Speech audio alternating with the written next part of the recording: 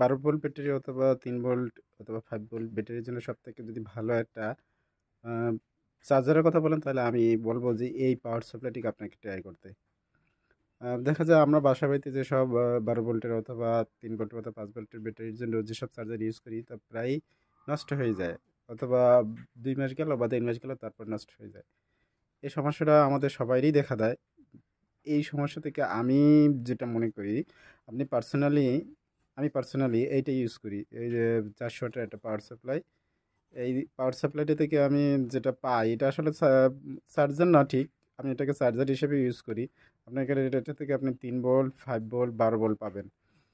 তবে এটা ইউজ করাও অনেকটা বেশি সহজ, অত একটু বেশি কঠিন না, কিন্তু একটু সাবধানে ইউজ করলে, একটু বুঝে শুনে ইউজ করলে আপনি বেশ ভালো একটা পাওয়ার সাপ্লাই হিসেবে, চার্জার হিসেবে পাবেন এটাকে।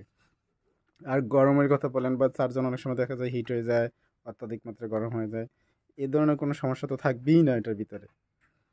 তো এটা কীভাবে ইউজ করবেন আমি দেখাবো। অন্য অন্য যে ইগুলো আছে, কেবলগুলো আছে, ওগুলো দরকার নাই। আপনি জাস্ট এই কেবলটাকে ধরবেন। এখান থেকে এই যে হলুদ দুইটা আছে, হলুদ দুইটা হলো 12 ভোল্ট পজিটিভ।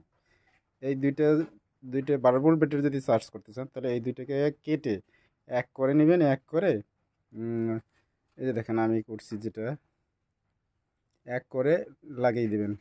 এই যে এটা হলো 12 ভোল্ট পজিটিভ, আর এটা হলো 12 ভোল্ট নেগেটিভ। এই দুইটা এক করে দিতে পারতেন। আর যদি আপনি 5 ভোল্ট ইউজ করতে চান, সেক্ষেত্রে এইখানে দেখেন লাল তার আছে, লাল তার দুটো 5 ভোল্ট। আর যদি আপনি চান যে আপনি 3 ভোল্টের কিছু একটা ব্যাটারি চার্জ দিবেন, সেক্ষেত্রে আপনি এই অরেঞ্জ কালারের এইগুলো ইউজ করতে পারেন।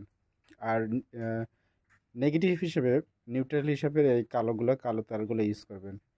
আর আরেকটা ব্যাপার হলো, এখানে আপনি যদি এই এই পাওয়ার সাপ্লাইটাকে, এটাকে যদি অন করতে চান, এখানে এই যে এটা যদি অন করতে চান, সেক্ষেত্রে আপনাকে অবশ্যই এই যে এইখানে দেখেন আপনার এই যে সবুজ একটা তার আছে, সবুজ। এই যে সবুজ একটা তার, এটা হলো অন।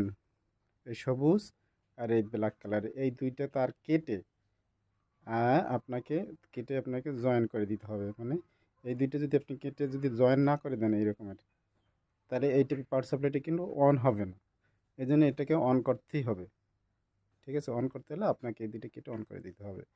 তাহলে আপনি একটা সুন্দর ব্যাকআপ পাবেন। আর এখানে তো অবশ্যই দেখেন আছে একটা, আপনার 12 ভোল্টের একটা ফ্যান আছে। ঠিক আছে, আর এখানে আপনি কেবল ইউজ করতে পারবেন। আমার এটা অনেক পুরনো একটা কম্পিউটারের পাওয়ার সাপ্লাই, আমি এটা ইউজ করতেছি। আর এখানে একটা সুইচ ছিল, ওই সুইচটা নষ্ট হয়ে গেছে, ভিতরে সুইচ নষ্ট হয়ে যাওয়ার কারণে আমি ভিতরে এটা খুলে তারপরে এক করে দিছি। তো সবাই আজ এই পর্যন্তই, ভালো থাকবেন সবাই।